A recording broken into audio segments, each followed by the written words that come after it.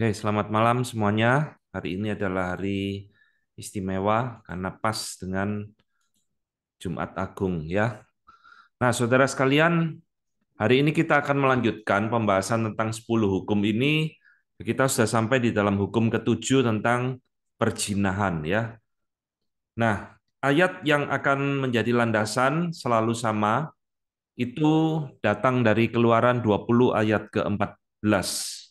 Yang ayatnya sangat singkat sekali, jangan berzina. Dan di dalam paralelnya, Ulangan 5 ayat 18 juga sama, tidak ada perbedaan, jangan berzina ya. Nah, saudara sekalian, ketika Tuhan menciptakan kita sebagai manusia, ada dua hal yang Tuhan berikan kepada kita yang Tuhan sendiri tidak memiliki. Nah, ini ajaibnya ya, ciptaan kita sebagai gambar dan rupa Allah. Yang pertama itu adalah tubuh ya, karena Allah adalah roh, dia tidak bertubuh tetapi menciptakan kita dengan tubuh. Yang kedua adalah seksualitas ya. Allah itu tidak bergender, aseksual, tidak berseksual, tetapi menciptakan kita dengan gender laki-laki dan perempuan, dan kita diberikan sesuatu seksualitas di dalam diri kita. Nah, hukum ketujuh ini akan berbicara tentang masalah sifat seksualitas di dalam diri manusia ya. Nah, kita akan memulai melihat kembali bagaimana sebenarnya Allah itu melihat seksualitas yang diberikan di dalam diri kita sebagai manusia ya.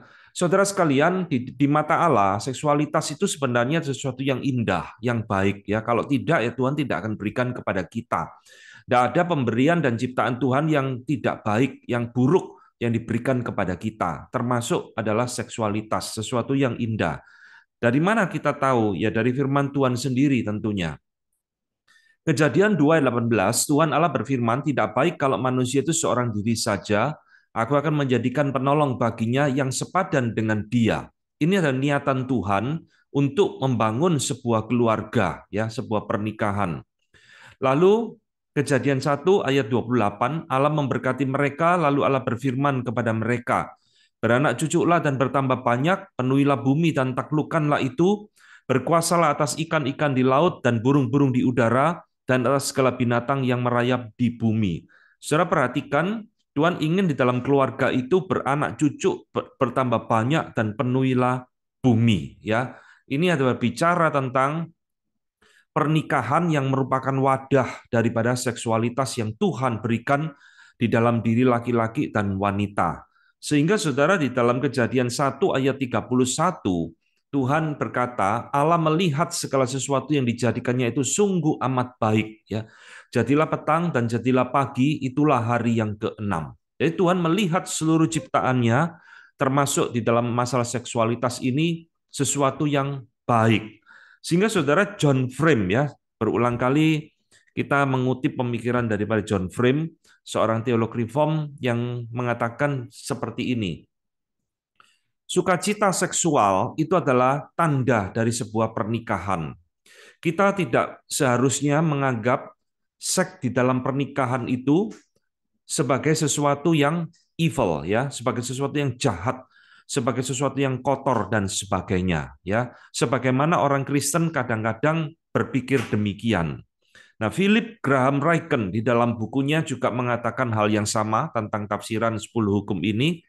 Alkitab itu merayakan ya, bersukacita untuk sexual act of love yang didasarkan kepada cinta ya, sesuatu seksual yang didasarkan kepada cinta yang secara eksklusif itu hanya ada di dalam pernikahan sebagai suatu anugerah dari Tuhan ya. Jadi tidak ada sesuatu yang buruk di mata Tuhan. Nah, saudara, teolog lain yang bernama Timothy Keller memberikan satu statement yang menggelitik sekali, tetapi ini satu kebenaran ya.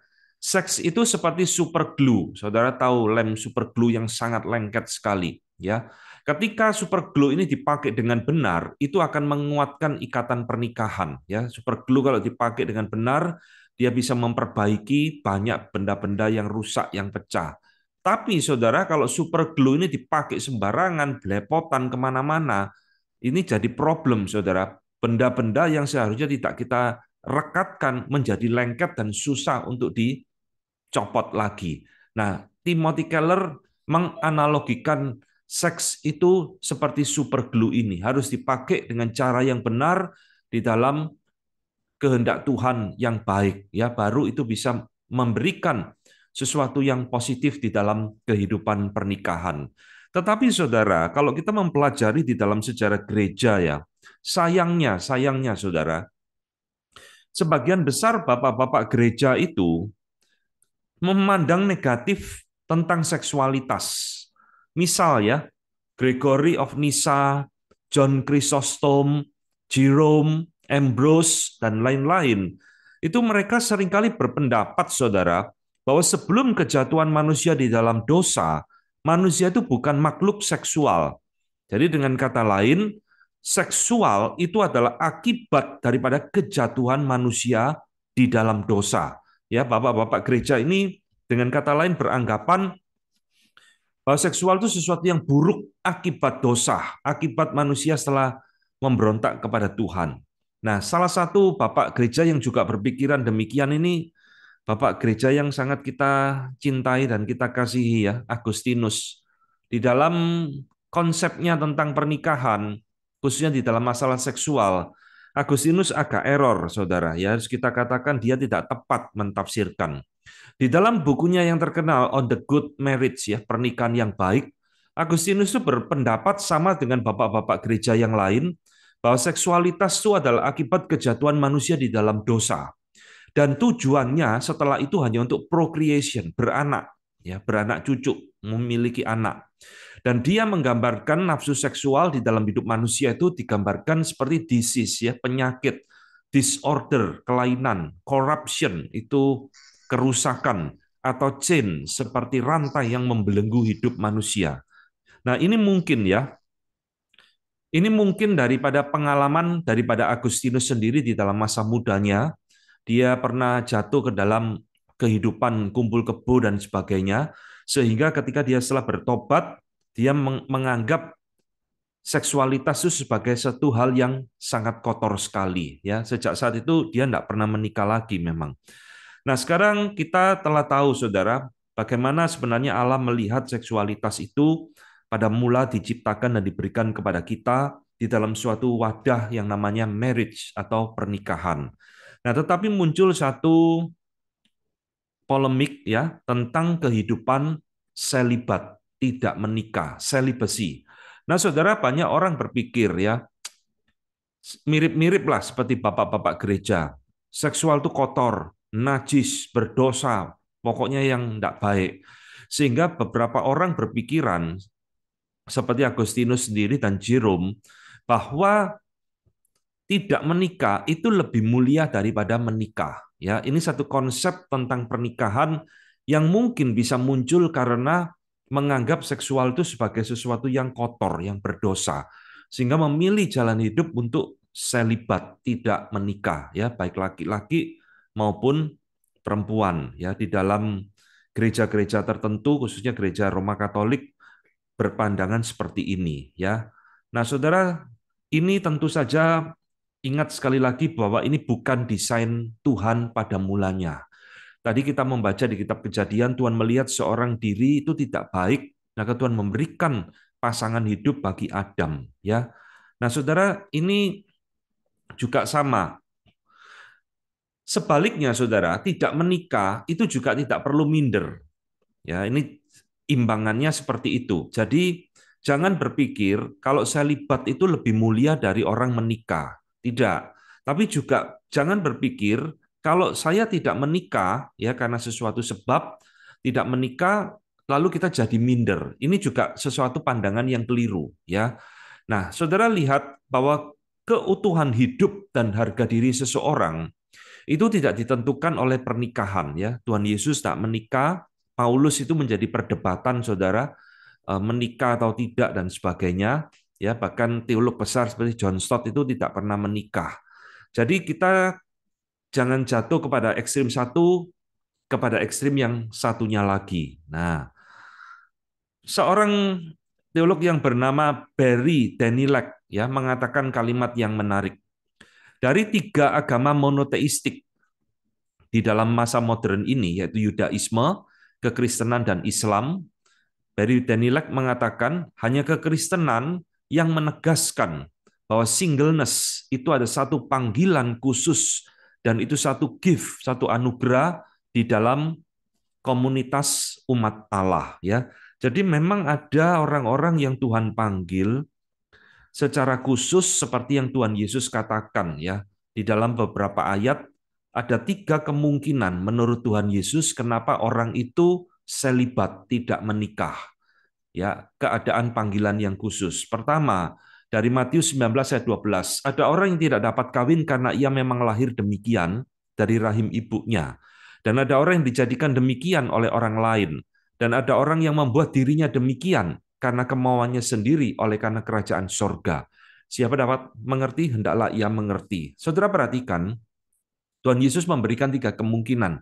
Karena memang dari lahir ya tidak memungkinkan dia untuk menikah, Tuhan Yesus tidak jelaskan ya apa ini. Dan kedua, bisa dia dijadikan demikian oleh orang lain. Ini seperti di dalam kerajaan di Kasim-Kasim dikebiri, Saudara. Dan ketiga, ada memang orang yang mau memang melakukan menjalani hidup selibat untuk kerajaan sorga. Misalnya dia mau jadi missionary, atau dia mau melayani Tuhan full time dan sebagainya. Tetapi Saudara sekali lagi itu bukan satu kewajiban. Ya, kalau Tuhan tidak memanggil, jangan sekali-kali kita berpikir selibat lebih mulia daripada pernikahan. Nanti akan jadi masalah, Saudara. Dan Paulus sudah pernah mengingatkan ini di dalam 1 Korintus 7 ayat ke-7. Namun demikian alangkah baiknya kalau semua orang seperti aku. Ya. Nah, ini banyak orang tafsirkan semua orang seperti aku maksudnya Paulus tidak menikah gitu loh. Tetapi setiap orang menerima dari Allah karunia-Nya yang khas. Yang seorang karunia ini, yang lain karunia itu. Jadi tiap orang menerima dari Allah karunia-Nya, gift-nya, panggilannya yang khas. Ada orang dipanggil menjadi selibat, ada yang dipanggil tidak selibat. Ya, jadi kalau itu bukan panggilan Tuhan di dalam hidup kita, jangan melampaui hukum alam yang Tuhan sudah ciptakan, yaitu kita diciptakan oleh Tuhan sebagai makhluk seksual. Saudara John Calvin juga mengatakan hal yang sama ya.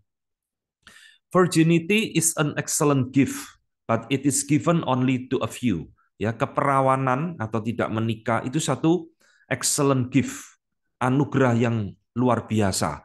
Tapi itu hanya Tuhan berikan kepada sedikit orang. Nggak semua orang dipanggil ini, ya. Jadi setiap orang harus mengerti panggilannya di dalam hidupnya. Dan Paulus kembali di dalam 1 Korintus pasal 7 mengingatkan kepada jemaat di Korintus, tetapi mengingat bahaya percabulan, ya, fornication. Baiklah setiap laki-laki mempunyai istrinya sendiri dan setiap perempuan mempunyai suaminya sendiri. Saudara, Paulus memberikan peringatan ini, anjuran dan nasihat ini karena dia sadar, Saudara, manusia itu diciptakan Tuhan itu diberikan satu sifat seksual di dalam dirinya. Dan ini menjadi berbahaya jikalau tidak ditempatkan di dalam wadah yang seharusnya, yaitu adalah pernikahan. Maka dia memberikan nasihat dan peringatan ini, ya. Jadi Saudara, kita simpulkan apa sih sebenarnya rancangan Tuhan mula-mula tentang seksualitas di dalam diri manusia, ya. Rancangan mula-mula seksualitas di mata Allah. Nah, Saudara lihat. Pertama, jelas itu Tuhan berikan di dalam konteks pernikahan atau keluarga, bukan di dalam konteks yang lain. Hanya satu-satunya wadah, yaitu adalah lembaga pernikahan. Kedua, seks itu bersifat opposite complementary, berlawanan, ya, berlawanan jenis maksudnya, tapi sekaligus komplement, melengkapi, Saudara. Itulah sebabnya tidak boleh ada pernikahan yang sejenis, ya, harus opposite. Ketiga, seks yang diciptakan Tuhan mula-mula di dalam pernikahan itu bersifat monogami. Satu laki-laki untuk satu perempuan untuk satu laki-laki, Adam dan Hawa. Ini jadi pattern, Saudara, bukan poligami, ya. Poligami bukan desain Tuhan di dalam kehidupan pernikahan. Dan yang keempat, barulah Tuhan memakai keluarga ini, seksualitas di dalam pernikahan ini untuk memenuhi bumi, ya, beranak cucu, procreation. Jadi saudara, inilah rancangan mula-mula Allah tentang seksualitas di dalam pernikahan. Nah, sekarang kita masuk di dalam hukum ketujuh ini, saudara. Kenapa kok Tuhan memberikan hukum ini di dalam 10 hukum gitu? Ya, ini jadi pertanyaan, saudara. Kenapa sih kok harus Tuhan menyinggung masalah seksualitas di antara 9 hukum yang lain? Ini seolah-olah kok jadi hal yang aneh, hal yang tabu. Dan saya yakin ini mungkin jarang dikhotbahkan di gereja. Tapi hari ini kita mau menggali bagian ini. Nah, pertama, ya, kenapa Tuhan memberikan hukum ini? Pertama adalah untuk menjaga kekudusan di dalam pernikahan. Ini yang pertama. Saudara, di dalam Imamat 20 ayat 10 Tuhan mengatakan, bila seorang laki-laki berzina dengan istri orang lain, yakni berzina dengan istri sesamanya manusia, pastilah keduanya dihukum mati, baik laki-laki maupun perempuan yang berzina itu. Bila seorang laki-laki tidur dengan seorang istri ayahnya, jadi ia melanggar hak ayahnya, pastilah keduanya dihukum mati, dan darah mereka tertimpa kepada mereka sendiri. Bila seorang laki-laki tidur dengan menantunya perempuan, pastilah keduanya dihukum mati. Mereka telah melakukan suatu perbuatan keji, maka darah mereka tertimpa kepada mereka sendiri. Nah, saudara, ketika kita mulai menggali hukum ketujuh ini, berbicara tentang pernikahan dan seksualitas, saudara menemukan banyak ayat yang berbunyi seperti ini. Ternyata Tuhan sangat concern sekali dengan masalah ini, saudara. Bukan cuma muncul di hukum ketujuh jangan berzina titik, lalu Tuhan tidak berbicara dan tidak memberikan detail-detail praktek daripada hukum ini. Enggak, ya. Ternyata begitu banyak sekali. Nanti kita akan menggali di dalam ayat-ayat yang lain. Jadi pertama tujuannya adalah Tuhan sangat concern dengan kehidupan pernikahan. Maka Tuhan memberikan larangan di dalam hukum yang ketujuh ini. Ini yang pertama, ya. Kedua, saudara, mengapa Tuhan memberikan hukum ini? Nah, ini saudara. Karena ketika manusia itu jatuh di dalam dosa, dosa itu berdampak besar di dalam semua aspek kehidupan manusia, termasuk aspek seksualitas kita. Ini tidak lepas, saudara. Jadi kalau kita mengenal istilah total depravity, itu termasuk di dalam segala aspek kehidupan kita itu tercemar, rusak karena dosa. Dan lihat, Paulus sangat gamblang mengatakan ini di dalam Roma 1 ayat 26. Karena itu Allah menyerahkan mereka kepada hawa nafsu yang memalukan. Sebab istri-istri mereka menggantikan persetubuhan yang wajar dengan yang tak wajar. Demikian juga suami-suami meninggalkan persetubuhan yang wajar dengan istri mereka dan menyala-nyala dalam birahi mereka dengan seorang terhadap yang lain. Sehingga mereka melakukan kemesuman laki-laki dengan laki-laki. Dan karena itu mereka menerima dalam diri mereka balasan yang setimpal dengan kesesatan mereka. Ya, Roma dibuka pasal pertama dengan ayat yang mengerikan ini. Paulus berbicara tentang dampak dosa di dalam hidup manusia. Itu juga masuk di dalam wilayah seksualitas. Jadi ini bicara tentang di kota Roma sudah praktek homoseksualitas, praktek lesbianisme itu sudah barang umum sehari-hari, saudara, di dalam zamannya Paulus. Bukan baru muncul di abad ke-20, ya. Kejadian 19 ayat 4 dan 5.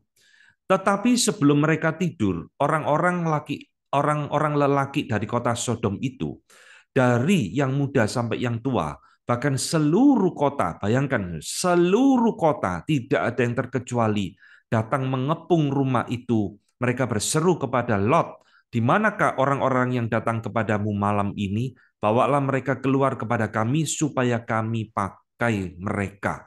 Saudara, ini cerita yang terkenal sekali, Sodom dan Gomora, kota homoseksual, ya. Ketika ada malaikat datang, mereka gedor-gedor rumahnya Lot, meminta supaya tamunya itu diserahkan, ya.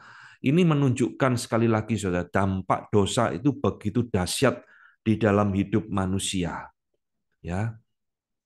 Sehingga Kevin DeYoung di dalam buku tafsirannya 10 Hukum mengatakan, anugerah Tuhan yang paling baik adalah yang baik itu yang paling dipelintir, ya, twisted, dipelintir dan disesatkan oleh dunia, oleh kedagingan, dan oleh iblis. Jadi Kevin DeYoung ingin mengatakan anugerah Tuhan yang paling indah, yang paling baik di dalam hidup manusia itu masalah seksual. Itulah yang paling dipelintir, disesatkan oleh dunia, oleh kedagingan, dan oleh iblis itu sendiri. Ya, jadi ini saudara, hal yang kedua, mengapa Tuhan begitu concern sehingga memberikan hukum ini di dalam 10 hukum. Dan Bapak Reformator John Calvin juga mengatakan hal yang sama. Saya mengakui bahwa itu benar ya, di dalam korup manusia atau kondisi manusia yang sudah korup di dalam dosa, berkat dari Tuhan yang dijabarkan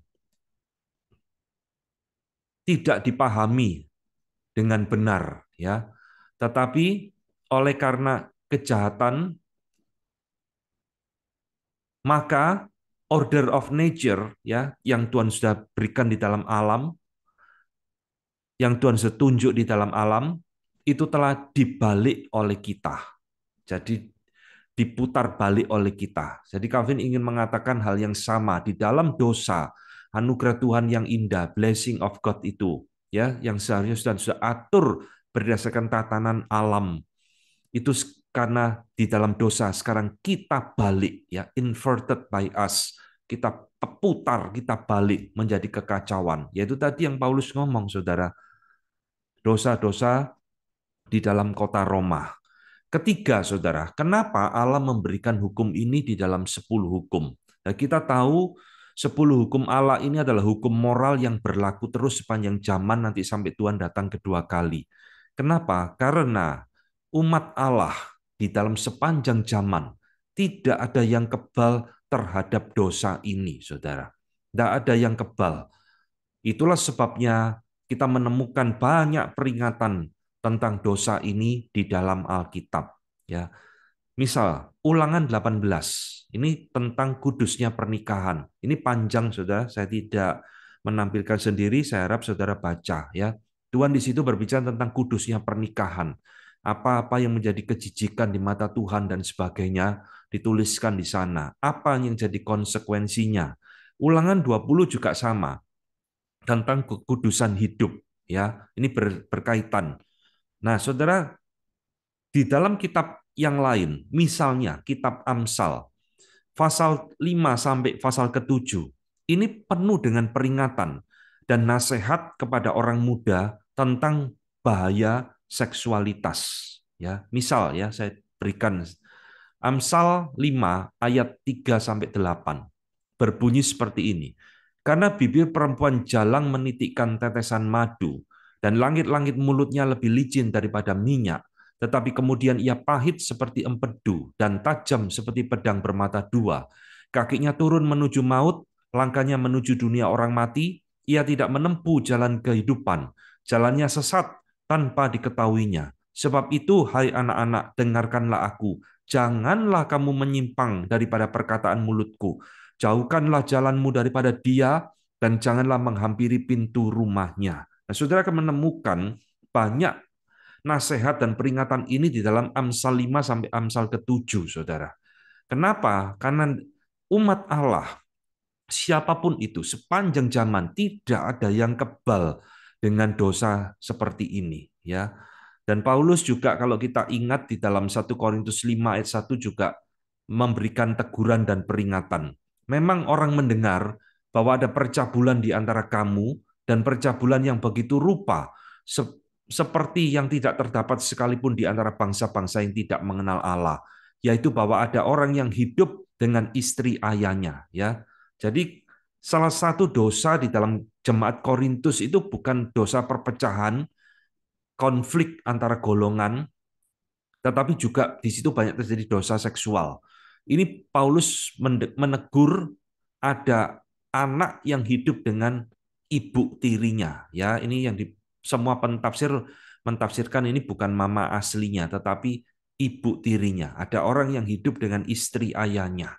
Ya, bahkan dikatakan tidak ada bangsa yang tidak mengenal Allah melakukan ini. Tapi ini terjadi, saudara, di jemaat di Korintus. Dan di dalam 1 Tesalonika 4 ayat ketiga, dia kembali mengingatkan. Ini saya kutipkan bahasa Inggrisnya ya, karena bahasa Indonesianya Saya baca tidak terlalu jelas. For this is the will of God. Inilah kehendak Tuhan, your sanctification, pengudusan hidupmu, that you abstain from sexual immorality. Bahwa engkau menjauhi daripada perbuatan seksual yang tidak bermoral, ya, sexual immorality. Nah, bahasa Indonesia ini ditafsirkan sexual immorality ini dengan istilah percabulan. Ini kurang tepat, saudara, karena memang lebih tepat diterjemahkan dengan sexual immorality yang nanti akan kita bahas itu mencakup segala hal di dalamnya, ya. Nah, saudara, saya berikan beberapa contoh lanjutan ya di dalam poin ketiga ini. Mengapa Tuhan memberikan perintah ini dalam 10 hukum? Karena ini jadi peringatan, teguran bagi umat Tuhan sepanjang zaman. Sebab kita tidak ada yang kebal terhadap dosa ini. Lihat saudara, ini contoh lain di dalam Alkitab.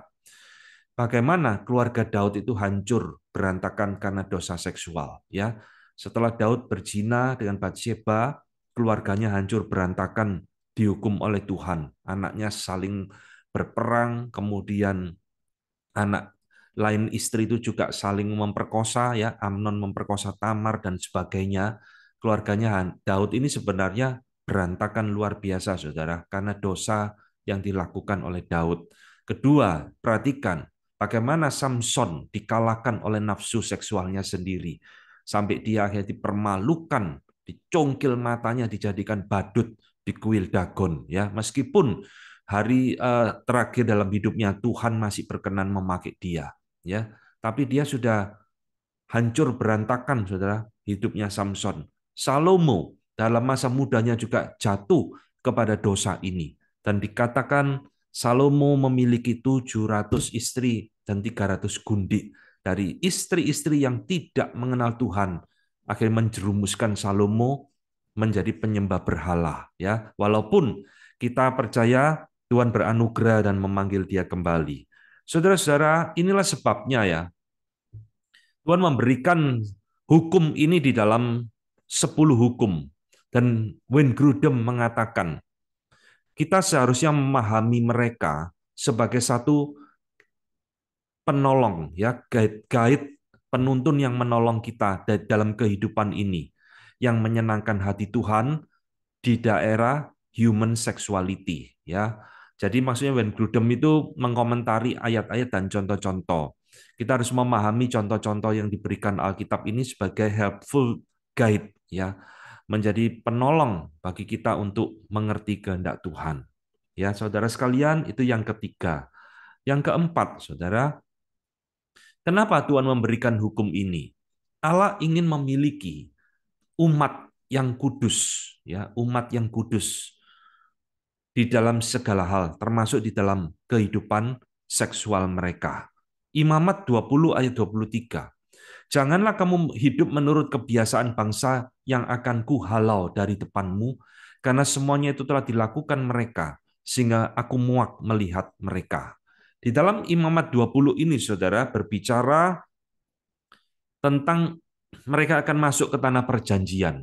Dan Tuhan sudah memberikan peringatan, ya, di dalam ayat ini. Jangan kamu hidup menurut kebiasaan mereka, ya, orang-orang di Kanaan sebelum ditaklukkan itu, karena aku muak melihat mereka, ya.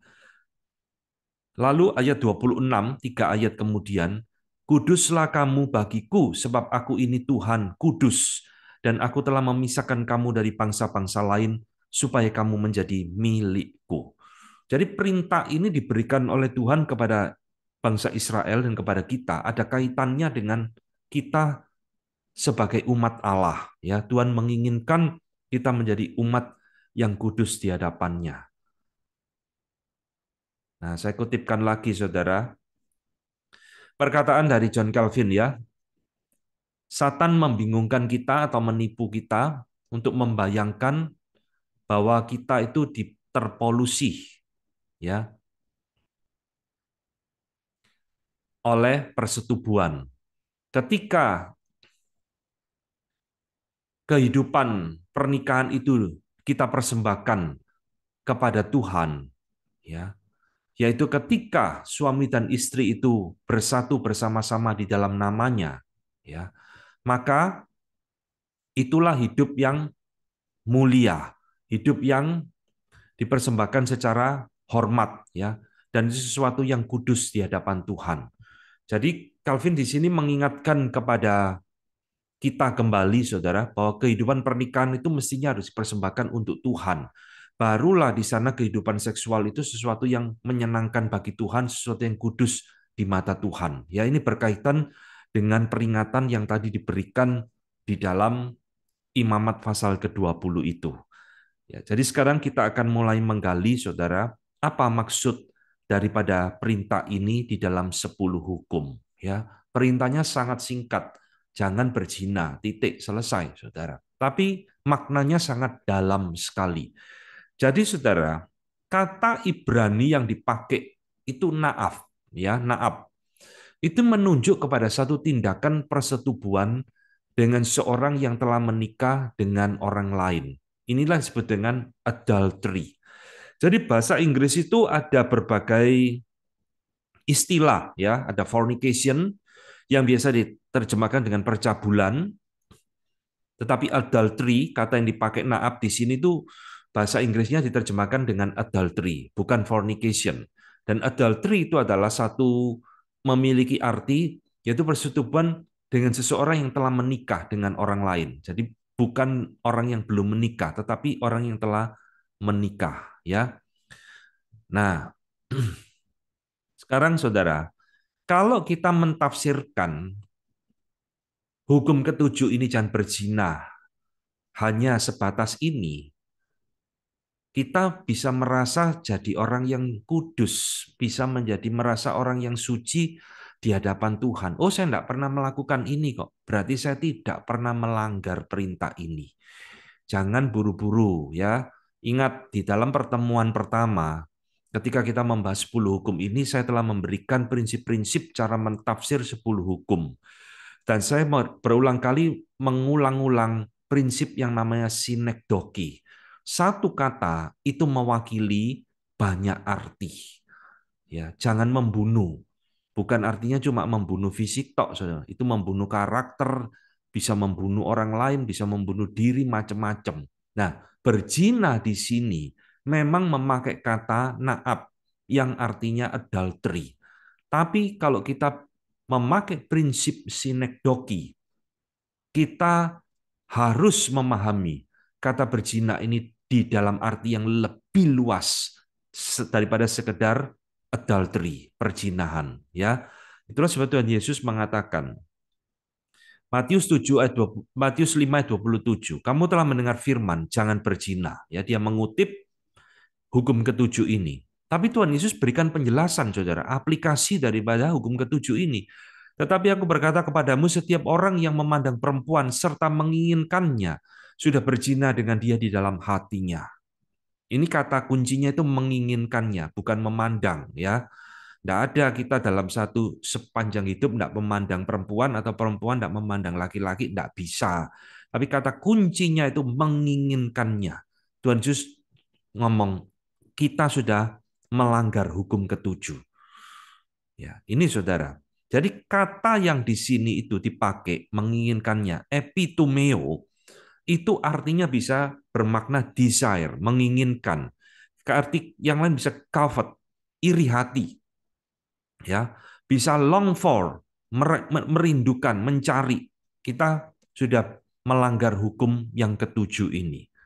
Ya, inilah aplikasi daripada Tuhan Yesus di dalam perjanjian baru. Maka sekarang kita harus jelas bahwa hukum ini sekali lagi bukan hanya bicara tentang adultery, perzinahan, melainkan hukum ini berbicara segala macam bentuk pelanggaran seksualitas, abnormalitas seksualitas dan sebagainya dan lain-lain, ya. Segala hal bentuk seksualitas yang tidak sesuai dengan rancangan Tuhan, berarti itu sudah melanggar hukum ketujuh ini. Ini yang ditafsirkan juga oleh Martin Luther, ya. Luther memberikan komentar terhadap hukum ketujuh ini. Perintah ini berlaku bagi segala bentuk unchastity, ya, ketidakkudusan. Apapun itu sebutannya, bukan hanya external act yang dilarang, tindakan-tindakan yang nyata, tapi juga setiap penyebab, motivasi, dan sarana hati kita, ya, bibir kita, dan seluruh tubuh kita harusnya kudus, ya, dan tidak boleh ada satu occasion, satu peristiwa, satu kesempatan, ya, atau didukung, maksudnya tubuh kita, mulut kita itu didukung atau dipakai untuk unchastity, ketidakkudusan. Nah, ini kira-kira arti dari perkataan Martin Luther. Jadi ini berlaku secara luas to every form of unchastity, ya. Bukan hanya berbicara sekedar tentang masalah perzinahan. Nah, sekarang kita lanjutkan, Saudara. Hukum ini Tuhan berikan di dalam 10 hukum. Ini ditujukan untuk siapa sebetulnya? Ya, untuk siapa ini ditujukan?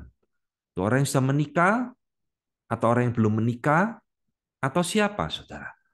Nah, saya sendiri setuju hukum ini berlaku bagi orang yang belum menikah, walau maupun yang sudah menikah, sekaligus orang yang tidak mau menikah atau tidak pernah menikah, selibat yang tadi kita katakan.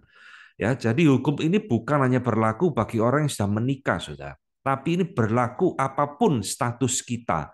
Hukum ini tetap berlaku. Mau menikah, mau sudah bercerai, atau tidak menikah, atau belum menikah, semuanya berlaku. Saudara, ini yang juga dikatakan di dalam pemikiran teolog Puritan Thomas Boston. Dia memberikan komentar. Pertama-tama, perintah ini menuntut kita untuk menjaga kekudusan diri kita sendiri. Ya, maka ada dua hal tentang kekudusan itu. Pertama, in single life. Ini bicara orang yang tidak menikah, atau orang yang sudah pernah bercerai, atau orang yang memang belum menikah. Ya, nah, ketika itu dijaga, dia akan hidup seperti malaikat. Ya, ini bahasa puitis, ya. Dan ketika itu tidak dijaga, dia hidup seperti iblis. Kedua, nah ini yang dikatakan, kepada siapa hukum ini diberikan? Ini juga diberikan untuk conjugal chastity. Ini bicara tentang kehidupan pernikahan. Jadi saudara, perintah ini sekali lagi ya berlaku untuk semua orang dan semua gender, bukan hanya laki-laki tok, tapi juga perempuan. Menikah, tidak menikah, apapun, semua terikat oleh hukum ini. Ya, dan hukum ini saya percaya juga bukan hanya berlaku bagi orang Kristen tok, tapi berlaku bagi semua orang. Ya, jadi jangan berpikir, oh saya bukan orang Kristen, ini hukum kan dalam Alkitab, berarti tidak berlaku buat saya. Oh tidak, saudara, ini berlaku semuanya. Ini yang dikatakan di dalam Heidelberg Catechism, ya, pertanyaan nomor 108. Apa yang diajarkan oleh hukum ketujuh ini kepada kita? Lalu dijawab bahwa semua kenajisan itu dikutuk oleh Tuhan. Oleh sebab itu, kita harus dengan segenap hati kita, ya, memiliki sesuatu perasaan yang sama, ya, dan hidup di dalam kekudusan dan keteraturan. Nah, ini saudara yang saya garisi. Entahkah kita di dalam holy wedlock, pernikahan yang kudus, ataukah kita ada di dalam single life, tidak menikah, belum menikah, atau tidak pernah menikah. Ya, semua itu terikat kepada hukum yang ketujuh ini. Sekarang saya mau tunjukkan kepada kita semua, saudara, hukum ketujuh ini, di antara 9 hukum yang lain, itu memiliki keunikan, saudara. Itulah sebabnya Tuhan memberikan hukum ini di dalam 10 hukumnya. Ya, hukum ini ternyata unik, saudara, kalau kita pelajari. Pertama, Allah memakai dosa perzinahan sebagai lambang perzinahan rohani ketika bangsa Israel jatuh kepada penyembahan berhala. Ya, Tuhan tidak memakai lambang itu dengan seperti maling, seperti rampok. Enggak, saudara. Tapi Tuhan berulang kali di dalam Alkitab, ketika bangsa Israel itu jatuh kepada penyembahan berhala, Tuhan memakai istilah engkau berzina dan seterusnya, perzinahan rohani. Ya, ini kan unik, Saudara. Jadi ini ada satu kaitan antara pernikahan dengan kehidupan rohani dan juga di dalam dosa seksual secara rohani bangsa Israel. Misalnya, Hosea 1 ayat 2. Ketika Tuhan mulai berbicara dengan perantaraan Hosea, berfirmanlah ia kepada Hosea, pergilah, kawinilah seorang perempuan sundal, dan peranakanlah anak-anak sundal, karena negeri ini bersundal hebat dengan membelakangi Tuhan. Lihat, Tuhan marah kepada bangsa Israel. Tuhan ngomong seperti, karena negeri ini, maksudnya bangsa Israel ini, bersundal hebat ya dengan membelakangi Tuhan. Ini mereka jatuh kepada penyembahan berhala, saudara. Dan Tuhan memakai istilah perzinahan, persundalan di dalam menegur bangsa Israel. Saya kutipkan Yakobus 4 ayat 4 langsung di dalam bahasa Inggris ya, kan bahasa Indonesianya sekali lagi tidak jelas. Tuhan menegur seperti ini, you adulterous people, engkau umat pezina, ya. Apakah engkau tidak tahu persahabatan dengan dunia ini adalah musuh dengan Allah? Maka dari itu siapa yang bersahabat dengan dunia menjadikan dirinya musuh Allah. Saudara lihat ya, ketika kita mencintai dunia lebih daripada mencintai Tuhan, hati kita terikat kepada hal duniawi. Tuhan ngomong loh, kita ini seperti pezina. Tuhan nggak ngomong kamu maling, enggak. Kamu pembunuh, enggak. Kamu pezina, ya. Jadi ini keunikan daripada hukum ketujuh ini, saudara. Tuhan memakai ini sebagai teguran bagi dosa rohani bangsa Israel dan juga bagi kita. Kedua, keunikan hukum ketujuh ini, Allah itu memakai kudusnya pernikahan sebagai metafora hubungan Kristus dengan gerejanya. Kita berulang kali tahu Kristus adalah mempelai laki-laki, gereja adalah mempelai wanita. Itu kan pernikahan. Pernikahan yang kudus seperti itu. Efesus 5 ayat 32. Rahasia ini besar, tapi yang kumaksudkan ialah hubungan Kristus dan jemaat. Ya, saudara, ayat di atasnya kan Paulus ini bicara tentang kehidupan pernikahan. Hai suami-suami, kasihilah istrimu. Hai istri-istri, tunduklah kepada suamimu.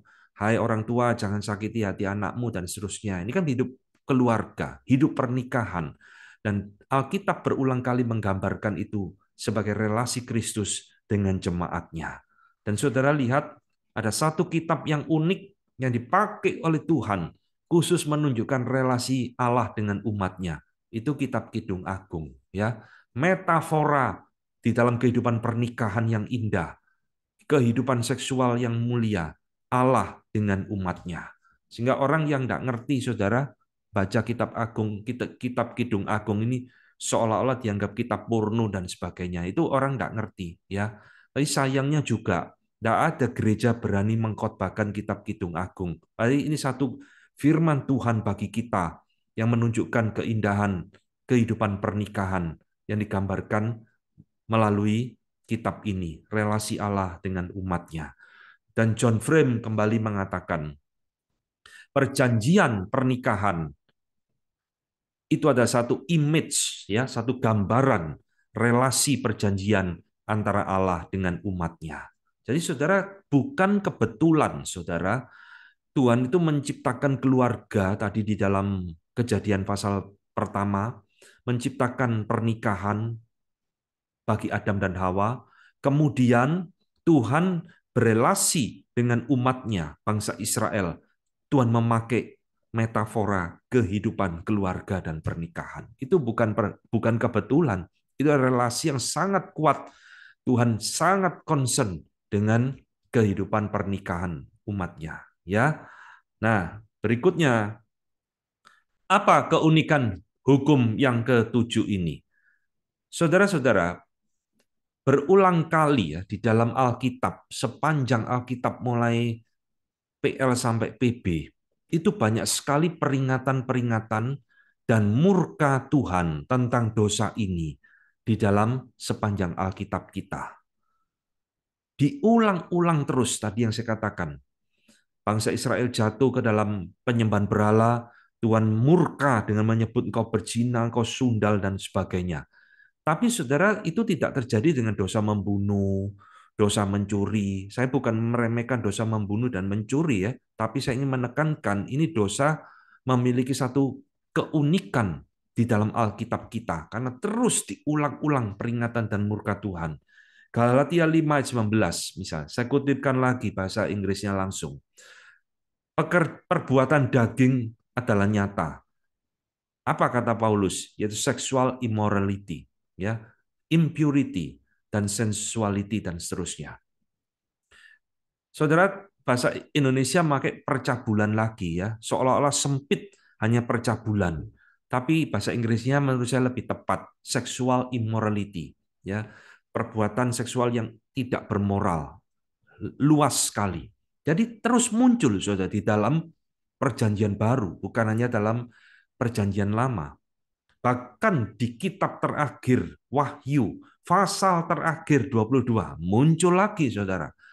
Ya, orang-orang yang tidak masuk surga ya, outside, orang-orang di luar kerajaan Allah, di luar surga adalah anjing-anjing, sorcerer ini penyihir-penyihir, dan disebut lagi seksual immoral, dan pembunuh, dan penyembah berhala, dan siapapun yang mencintai, mempraktekkan falsehood, ya, kepalsuan. Ini muncul lagi, sexually immoral. Jadi saudara lihat, mulai perjanjian lama sampai perjanjian baru terus diulang-ulang terus saudara dosa ini. Ini uniknya dosa di dalam hukum ketujuh ini.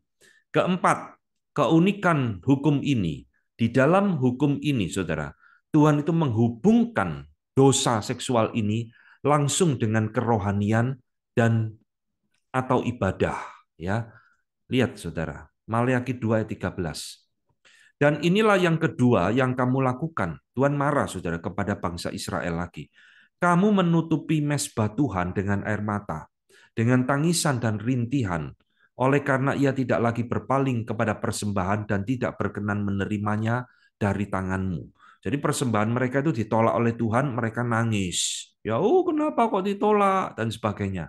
Dan kamu bertanya, kenapa Tuhan? Nah sekarang ini jawab, oleh sebab Tuhan menjadi saksi antara engkau dan istri masa mudamu, yang kepadanya engkau telah tidak setia, padahal dialah teman sekutumu dan istri seperjanjianmu. Lihat, saudara, bangsa Israel hidup pernikahannya porak-poranda, berantakan, tidak karu-karuan. Ini mungkin terjadi perzinahan macam-macam, sehingga Tuhan tidak menerima ibadah mereka, tidak menerima persembahan mereka, dan Tuhan menegur mereka. Ini loh penyebabnya. Kenapa aku menolak ibadahmu? Ya, karena kehidupanmu berantakan semua. Nah, kamu meninggalkan istrimu pada masa mudamu dan seterusnya. Ya, jadi dosa ini berkaitan dengan kerohanian dan ibadah. Yang berikutnya, saudara, kita akan berbicara tentang seberapa seriusnya dosa ini di mata Tuhan. Jadi ini keunikan, ada 4 poin. Sekarang kita lanjutkan seberapa seriusnya dosa ini di mata Tuhan. Saudara-saudara, kita berpikir dosa yang paling hebat dari 10 hukum antara 5 sampai 10 kita mungkin pikir membunuh ya. Membunuh itu menghabisi nyawa orang. Ya itu memang serius Saudara. Tapi dosa ini tidak kalah seriusnya. Dosa ini unik lagi Saudara. Dosa ini adalah dosa yang langsung menyerang Allah Tritunggal.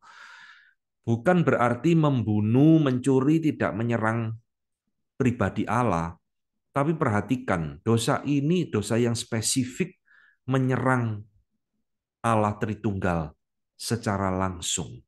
Kenapa demikian? Ini argumennya, saudara. Ketika orang hidup tidak beres, dia menyerang Allah Bapa sebagai perancang kehidupan pernikahan.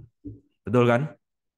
Siapa yang membuat, mendesain dan merancang pernikahan? Tadi jelas Allah di dalam Taman Eden, ya. Kedua, ketika orang tidak beres di dalam hal ini, dia menyerang Allah anak sebagai mempelai laki-laki. Ini yang tadi barusan kita pelajari. Kristus adalah mempelai laki-laki, kita adalah mempelai wanitanya. Ya, ketika orang tidak beres di dalam hal ini, dia menyerang Allah Roh Kudus. Karena Paulus berkata, Roh Kudus itu menjadikan tubuh kita adalah baitnya. 1 Korintus 6 ayat 19. Jadi dosa ini dosa yang spesifik, saudara, langsung menyerang Tritunggal. Karena di dalam diri Allah Tritunggal itu berkaitan dengan hal ini. Kedua, dosa ini sangat serius sekali dibandingkan dengan dosa-dosa yang lain. Seperti Ezekiel Hopkins, ya, seorang Puritan mengingatkan kepada kita, dosa ini langsung membunuh dua jiwa sekaligus, saudara. Dan yang dibunuh itu baik tubuh maupun jiwa. Kalau orang melakukan pembunuhan, hukum keenam, dia membunuh orang lain, dia masih hidup. Ya, tapi saudara, dosa ketujuh ini langsung membunuh dua orang pelakunya. Tadi kan dikatakan di dalam imamat, Tuhan ngomong kalau ada orang berzina dengan istri orang lain, dua-duanya harus mati. Berzina dengan menantunya, berzina dengan mertuanya, dua-duanya harus mati. Dua orang langsung mati, saudara. Baik secara jasmani maupun secara jiwa di hadapan Tuhan. Ya, ini Ezekiel Hopkins mengingatkan kepada kita. Di dalam dosa inilah, ya, yang membunuh dua jiwa sekaligus. Ini tulisan huruf besar ini asli teksnya, bukan saya yang mengganti, saudara. Ezekiel Hopkins menekankan murder two souls at once, ya, membunuh dua jiwa sekaligus. Itulah sebabnya ini dosa yang paling tidak bermurah hati, uncharitable in the world, di dalam dunia. Dosa yang luar biasa, langsung dua nyawa mati, saudara. 1 Korintus 6 ayat ke-18. Saya kutipkan bahasa Inggrisnya lagi, karena bahasa Indonesia saya terjemahnya tidak tepat. Bahasa Indonesia mau jauhilah percabulan. Inggrisnya flee from sexual immorality. Bukan cuma percabulan, saudara. Semua sexual immorality. Hindarilah, kata Paulus. Ya, setiap dosa yang lain, itu dosa dilakukan di luar tubuhnya dia. Tetapi sexually immoral person, ya, itu melakukan dosa ini terhadap tubuhnya sendiri. Ya, jadi ini yang membedakan dosa seksual ini dengan dosa yang lainnya. Saudara mencuri, ya, saudara cuma merugikan orang lain, tapi kita seolah-olah tidak dirugikan apa-apa, ya, dengan tubuh kita. Tapi dosa ini, kata Paulus, he sins against his own body, ya, berdosa dengan tubuhnya sendiri. Saudara-saudara, Imamat 20 ayat 10 mengatakan seperti ini. Bila seorang laki-laki berzina dengan istri orang lain, yakni berzina dengan istri sesamanya manusia, pastilah keduanya dihukum mati, baik laki-laki maupun perempuan yang berzina itu. Ini yang tadi sudah kita kutip, kita tekankan lagi. Keduanya dihukum mati, saudara. Ya, tidak peduli siapa yang memulai, di dalam zaman Musa, keduanya harus dihukum mati. Tidak ada excuse, saudara. Ketiga, saudara, kenapa dosa ini sangat serius? Dosa ini, menurut Alkitab sendiri, itu dosa yang merendahkan derajat manusia, disamakan dengan binatang. Yeremia 5 ayat 8. Mereka adalah kuda-kuda jantan yang gemuk, yang gasang. Ya, saya tidak tahu arti gasang ini apa. Masing-masing meringkik dan menginginkan istri sesamanya. Ya, lihat saudara, diibaratkan oleh Tuhan melalui Yeremia seperti kuda, seperti binatang, saudara. Ulangan 23 ayat ke-18. Janganlah kau bawa upah sundal atau upah semburit ke dalam rumah Tuhan, Allahmu, untuk menepati salah satu nasar, sebab keduanya adalah kekejian bagi Tuhan Allahmu. Ya, bahasa Inggrisnya tidak jelas, bahasa Indonesia tidak jelas, saudara. Saya berikan bahasa Inggrisnya supaya saudara lebih jelas. Nih, lebih jelas. You shall not bring the fee of a prostitute or the wages of a dog. Saudara ngerti ini? Tuhan tidak mau, saudara. Ada orang yang bernasar kepada Tuhan. Tuhan, saya akan memberikan persembahan kepada Engkau. Zaman sekarang itu janji iman lah. Ya. Tapi uang itu hasil persundalan, saudara. atau uang hasil semburit, homoseksualitas. Tuhan tidak mau terima. Ini bahasa Inggrisnya jelas. Jangan kau bawa ya hasil daripada prostitute, engkau melacurkan diri, atau the wages of a dog, upah dari anjing. Ini seperti homoseksual itu digambarkan seperti anjing, saudara, ke dalam rumah Tuhan. Jadi saudara, Alkitab di dalam bagian ini jangan kaget ya.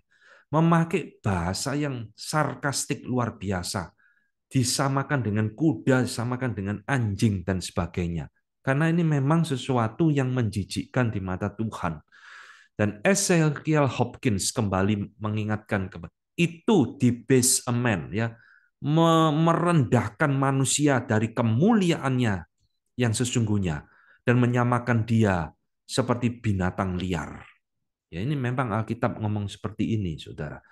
Jadi ini dosa yang sangat serius di mata Tuhan. Ketiga, mengapa dosa ini serius? Karena kita jarang berpikir, saudara. Dosa ini dampaknya luas di dalam kehidupan, saudara. Ya, pertama, dosa ini bisa menimbulkan perceraian. Jadi ada suami, istri yang tidak setia, akhirnya terjadi perceraian. Kita sudah pernah membahas ya topik perceraian ini, dan salah satu alasan ya, bukan satu-satunya, Tuhan Yesus dan Paulus memberikan dua alasan. Salah satunya adalah ketika terjadi perzinahan. Di situ Tuhan Yesus dan Paulus memberikan peluang untuk terjadi perceraian. Nanti kalau kurang jelas silakan dilihat lagi materinya. Dampak yang lain daripada dosa ini adalah banyaknya fatherless children, anak-anak yang tidak punya orang tua, tidak punya bapak, ya, hamil di luar nikah, lalu tidak menikah dan sebagainya, anak-anak tumbuh tanpa ayah. Ketiga, ini saudara, penularan berbagai penyakit kelamin, HIV, AIDS dan sebagainya muncul karena dosa ini. Ya, keempat, bisa menyebabkan perkembangan jiwa yang terganggu. Orang diperkosa, jiwanya bisa terganggu, bisa gila dan sebagainya, ya. Dan lain-lain. Keempat, jangan lupa, ini yang kita lupakan, Saudara. Dosa ini bisa menghasilkan dosa yang lain. Lihat Saudara, di berita di televisi ya, pembunuhan-pembunuhan terjadi karena setelah hamil diminta tanggung jawab, tidak mau, wanitanya dibunuh. Daud membunuh Uria juga gara-gara dosa ini. Dosa ini bisa menghasilkan aborsi, saudara. Hamil di luar nikah, tidak bisa menghidupi, tidak siap, aborsi. Itu pembunuhan, saudara. Dosa ini juga bisa menimbulkan bunuh diri bagi orang yang diperkosa dan sebagainya dan sebagainya. Ya, jadi jangan anggap remeh, saudara. Itulah sebabnya Tuhan memasukkan hukum ketujuh ini menjadi salah satu dari 10 hukum Allah yang menjadi hukum moral yang mengikat semua manusia sepanjang zaman, bukan hanya orang Kristen. Ya. Nah, sekarang saya akan masuk di dalam apa yang dilarang di dalam hukum ini. Kita mulai masuk lebih detail. Jangan berzina, itu garis besarnya, Saudara. Detailnya apa sih yang dilarang oleh Tuhan di dalam buku ini, di dalam hukum ini. Sebelum itu, saya mau menjelaskan satu istilah yang tadi sudah saya singgung, ya, percabulan. Nah, LAI kita ya, Alkitab Bahasa Indonesia, itu seringkali, saudara, bukan seringkali ya, selalu salah menerjemahkan porneia sebagai percabulan. Nah, padahal kata porneia, kata Yunani porneia itu seharusnya tadi sudah saya katakan diterjemahkan lebih tepat sebagai sexual immorality. Bahasa Inggris semua itu menerjemahkan menjadi sexual immorality, bukan fornication, ya. Yang meliputi segala hal yang berdosa tentang seksual. Itulah sebabnya tadi saya katakan berikan terjemahan bahasa Inggris karena itu lebih tepat menurut saya. Sexual immorality, bukan sekedar percabulan. Jadi percabulan itu adalah dosa seksual antara orang yang belum menikah. Begitu loh, saudara. Itu namanya fornication. Kalau sudah menikah itu namanya adultery. Bedanya cuma begitu tok, ya. Tapi ini yang sekarang kita sudah mengerti. Misal ya, di dalam 1 Korintus 10 ayat ke-8. Janganlah kita melakukan percabulan seperti yang dilakukan oleh beberapa orang dari mereka, sehingga pada satu hari telah tewas 23.000 orang. Bahasa Inggrisnya beda, saudara. Janganlah kita melakukan sexual immorality, ya, lebih luas, bukan sekedar bicara percabulan. Ya, itulah sebabnya saya menghindari terjemahan bahasa Indonesia, ya. Nah, sekarang saudara, apa yang dilarang di dalam hukum ini? John Frame memberikan satu pengantar kepada kita dari istilah porneia dan fornication tadi. Saya percaya dengan banyak dengan penulis-penulis Kristen, maksudnya teolog-teolog Kristen yang lain, bahwa fornication, ya, percabulan, kata porneia itu tadi, sexual immorality itu includes, melingkupi all sexual intercourse outside of marriage, semua persetubuhan di luar pernikahan. Jadi bukan hanya bicara orang yang belum menikah, ya, fornication, tapi berbicara segala hal perbuatan seksual di luar pernikahan, ya, itu masuk di dalam kategori sexual immorality, ya. Sekarang kita akan mulai menggali lebih detail apa sebetulnya yang dimaksudkan di dalam hukum ini, jangan berzina. Saya membagi beberapa kategori, saudara. Pertama, itu ada yang disebut dengan non-committed sexual sin, dosa seksual yang tidak dilakukan. Ya, jadi seolah-olah tidak dilakukan kan tidak ada pasangannya dan sebagainya. Di dalam bagian ini itu masuk seperti yang Tuhan Yesus katakan, di dalam pikiran, ya, di dalam berfantasi, pornografi dan sebagainya dan sebagainya. Nah, ini masuk di dalam kategori ini. Maka Tuhan Yesus mengatakan siapa memandang perempuan dan menginginkannya, dia sudah berzina. Padahal kan dia mungkin tidak melakukan, sudah hanya di dalam pikiran, hanya berfantasi dan sebagainya, ya. Tetapi bagian kelompok yang kedua itu adalah committed sexual sins, yang ini betul-betul dilakukan secara actual, secara fisik. Nah, ini banyak sekali, saudara. Pertama, ya sesuai namanya, perzinahan atau adultery, ya. Imamat 20 ayat 10 tadi yang sudah kita kutipkan berulang kali, ini menunjukkan perzinahan di luar pernikahan, ya. Laki-laki berzina dengan istri orang lain, maka keduanya harus dihukum mati. Itu arti daripada perzinahan. Nah, kadang-kadang, saudara, beberapa teolog itu membedakan istilah adulterium, adultery, itu menunjuk kepada kedua pelaku sudah menikah. Yang laki sudah menikah, yang perempuan sudah menikah. Kadang-kadang dibedakan istilah stuprum, ya. Itu menunjuk kepada salah satu saja yang sudah menikah, entah yang laki-laki atau yang perempuan, ya.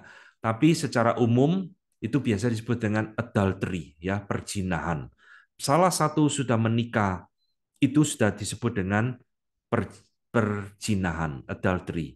Yang kedua, yang masuk di dalam kategori committed sexual sin ini adalah percabulan, fornication. Hubungan seksual di antara dua orang yang belum menikah, ya, misalnya di dalam premarital sex. Ya, ini masuk di dalam sebutan fornication. Ya, belum menikah. Ini sudah jelas ya, jadi bedanya adultery dengan fornication. Ini contoh ayatnya, saudara, di dalam Ulangan 22 ayat 28. Apabila seseorang bertemu dengan seorang gadis yang masih perawan dan belum bertunangan, ya, memaksa gadis itu tidur dengan dia, dan keduanya kedapatan, maka haruslah laki-laki yang sudah tidur dengan gadis itu memberikan 50 sikal perak kepada ayah gadis itu, dan gadis itu haruslah menjadi istrinya, sebab laki-laki itu telah memperkosa dia. Selama hidupnya tidak boleh laki-laki itu menyuruh dia pergi. Ya, Saudara, yang unik ya, di dalam kasus fornication ini, Tuhan membedakan penghukumannya dengan adultery. Kalau tadi adultery Tuhan memberikan hukum, laki-laki dan perempuan itu harus dihukum mati. Maka di dalam fornication ini tidak ada hukuman mati, saudara. Yang ada adalah justru disuruh memberi uang ganti rugi 50 shekel perak kepada orang tuanya, dan kedua, gadis itu harus dinikahi dan tidak boleh diceraikan seumur hidup, ya. Dan Tuhan mengkategorikan itu seperti engkau memperkosa gadis tersebut, ya. Jadi hukumannya pada hukum Taurat Musa agak berbeda. Ini yang kedua, saudara, tentang fornication. Apa sih yang ketiga yang dilarang di dalam hukum ini, saudara? Yaitu adalah prostitution, pelacuran. Ya, 1 Korintus 6 ayat 16, bahasa Inggrisnya seperti ini. Atau tidak tahukah kamu bahwa jika seseorang itu bersatu dengan prostitut, menjadi satu tubuh dengan dia, seperti yang tertulis, keduanya menjadi satu daging. Ya, ini dalam bahasa Indonesianya tidak jelas, saudara. Bahasa Inggrisnya jelas menggunakan kata prostitute. Ya, ini juga masuk di dalam kategori daripada hukum ketujuh ini. Janganlah engkau merusak kesucian anakmu perempuan dengan menjadikan dia perempuan sundal. Coba bayangkan, saudara. Supaya negeri itu jangan melakukan persundalan, sehingga negeri itu penuh dengan perbuatan mesum. Ya, jadi zaman itu rupanya kebiasaan hidup orang-orang di Kanaan itu menjual anaknya, menjadikan anaknya menjadi pelacur. Dan Tuhan melarang ini di dalam kehidupan bangsa Israel. Ya, ini masuk kategori hukum ketujuh. Keempat, apa sih yang dilarang di dalam perintah jangan berzina ini? Nah, ini saudara, poligami dan poliandri, ya, bersuami banyak atau beristri banyak, poligami dan poliandri. Sekali lagi, ini bukan rancangan Tuhan, saudara. Ya, poligami dan poliandri ini adalah penyelewengan pernikahan rancangan Tuhan yang mula-mula.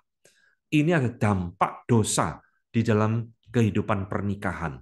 Tuhan sekali lagi mendesain pernikahan itu monogami. Satu untuk satu, tidak untuk dua, apalagi lebih dari dua, saudara. Ya, saudara, biasanya oleh para teolog, poligami ini dibedakan menjadi beberapa macam, ada dua macam. Ya, disebut sebagai serial poligami, atau yang disebut dengan simultaneous poligami. Bedanya apa? Nah, jadi serial poligami itu orang berpoligami nyicil, saudara. Pertama kan dia nikah, istrinya satu, masih monogami nih. Lalu tahun depan nambah satu lagi, sudah jadi dua. Tahun depan nambah satu lagi, jadi tiga. Tiap tahun upgrade terus, saudara. Ini serial poligami. Tapi kalau simultaneous poligami, pada saat yang sama jebret langsung menikahi 10 orang. Nah, itu simultan, ya, bersamaan. Poligami bersamaan. Yang celaka kalau ini digabung, saudara. Tiap tahun nambah 5, nambah 5. Nah, ini bahaya, ya. Jadi intinya tetap ini adalah sesuatu yang bukan rancangan Tuhan, dan ini masuk di dalam kategori pelanggaran hukum ketujuh. Nah, saudara-saudara, ada hal yang unik ya di dalam Alkitab ketika membahas poligami ini, ya. Poliandri ini jarang dibahas. Poligami lebih sering. Ada sesuatu yang unik, saudara. Kok di dalam Alkitab, ya, Tuhan itu membiarkan seolah-olah kok tidak ada hukuman apa-apa. Ya memang tidak ada hukumannya. Siapa berpoligami harus dirajam batu sampai mati. Tidak ada, saudara. Tidak ada. Dan Herman Bavinck mengatakan, ya, di dalam kasus ini itu tidak disetujui oleh Tuhan. Neither was approved, ya, tidak juga sebenarnya diizinkan di dalam perjanjian lama. Karena ini bukan rancangan Tuhan mula-mula. Tetapi ini hanya tolerated, ditoleransi oleh Tuhan, and overlooked, diabaikan oleh Allah. Tidak diberikan penghukuman. Lihat Salomo, ya, istrinya 1000. Ya, dia enggak mati-mati itu, enggak langsung mati. Daud poligami, Saudara. Abraham poligami. Yakub poligami. Semua banyak yang berpoligami. Tapi itu bukan rancangan Tuhan. Dan Tuhan, kata Bavinck, seolah-olah mentoleransi dan mengabaikannya. Ya, nah, Saudara, kita lanjutkan masih di dalam kasus poligami ini. Ya, Alkitab tetap melarang meskipun tidak memberikan hukuman dan seolah-olah mengabaikan. Imamat 18 ayat 18. Engkau jangan mengambil seorang wanita sebagai saingan istri terhadap saudaranya, ya. Engkau membuka auratnya selama saudara perempuannya masih hidup, ya. Jadi ini ayat ini bicara gini loh, Saudara, tidak boleh mempoligami, mengambil istri dari saudara istrinya sendiri. Misal laki-laki itu menikahi seorang wanita, lalu wanita ini punya kakak atau punya adik, dia ambil lagi jadi istrinya. Nah, ayat ini yang melarang, ya, tidak boleh menjadi saingan istri bagi saudara perempuannya, tidak boleh. Jadi bukan hanya berpoligami secara umum dilarang, ya berpoligami secara kekerabatan ini pun tidak diperbolehkan. Nah, perjanjian baru prinsipnya juga sama, Saudara. Paulus pernah mengatakan, karena itu penilik jemaat haruslah seorang yang tak bercacat, suami dari satu istri, dapat menahan diri, bijaksana, sopan, suka memberi tumpangan, cakap mengajar orang, dan sebagainya. Ya, jadi syarat menjadi penatua, menurut Paulus salah satunya adalah suami dari satu istri. Sekali lagi ayat ini mengingatkan, poligami itu bukan keinginan Tuhan. Meskipun Tuhan tidak menghukum, meskipun seolah-olah Tuhan membiarkan. Ya, dan John Frame memberikan komentar dari 1 Timotius 3 ini, jika poligami itu salah bagi pemimpin gereja, ya artinya Paulus melarang, maka logikanya itu salah bagi semua orang. Betul, Saudara. Ya, ayat ini bukan berlaku, oh saya bukan penatua gereja, berarti saya boleh poligami. Ayat ini bukan ditafsirkan seperti itu.